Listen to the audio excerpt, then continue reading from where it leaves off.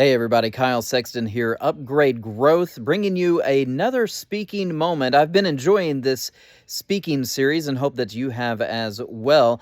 Tonight, I'm going to take a look at three aspects of connecting. Okay, so we covered a couple of weeks ago the idea that you can do things that break your connection. And tonight I want to cover three aspects of connection inside of your speaking space, inside of that speaking time. And so this really highlights like this right here. There's three main zones that you can then develop and work on as you grow in your skill as a speaker. And that's going to be the language or the words that you use. That's number one. Number two is the tone of your voice, how you use your voice literally like an instrument to create connective moments. And then the third is going to be your physical body, your body language, how you move, how you interact with the group of people that you're speaking with.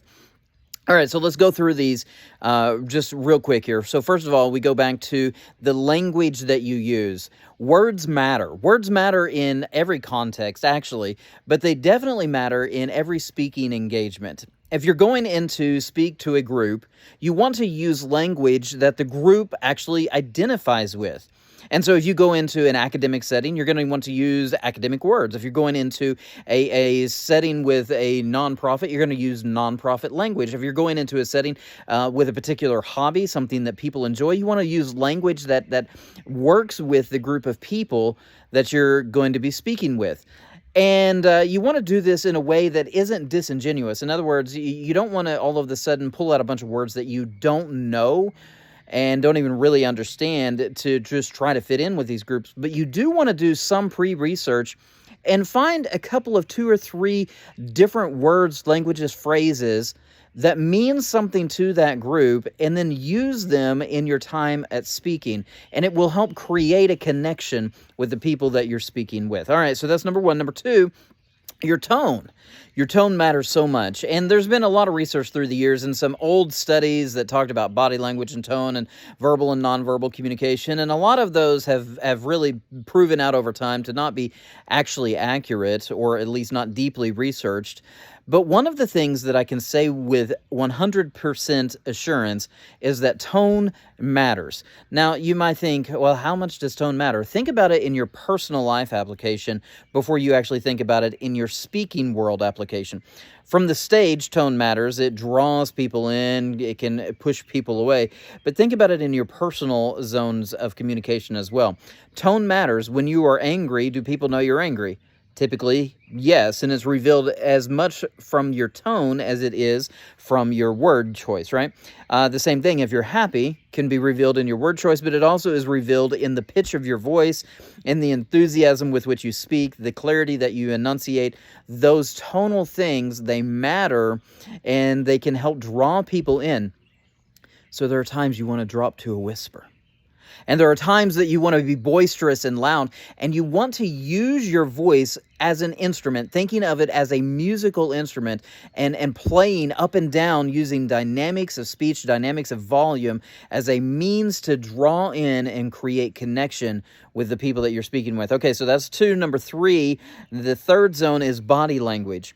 Body language is really an interesting one because in so many digital formats right now, you have very limited exposure to the rest of my body language. You can see my face, you can see my hand wave through the screen.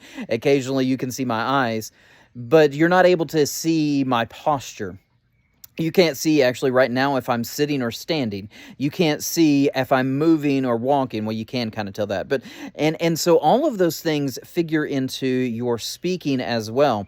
When are you going to stand or sit? When are you going to walk into the congregation, the grouping of people, the audience that you're speaking with? When are you going to pull back or walk away?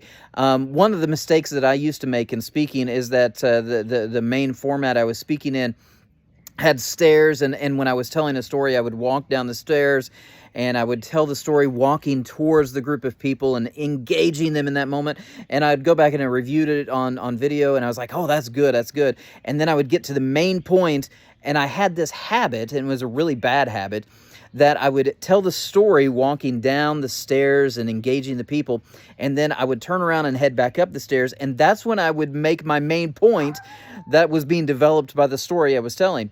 And I was like, okay, so I'm doing great in connecting with the story and terrible in actually landing the main point because my back is literally to the people while I'm trying to deliver the main point. It was a physical body structure, a physical body language issue that I had to overcome in learning to speak.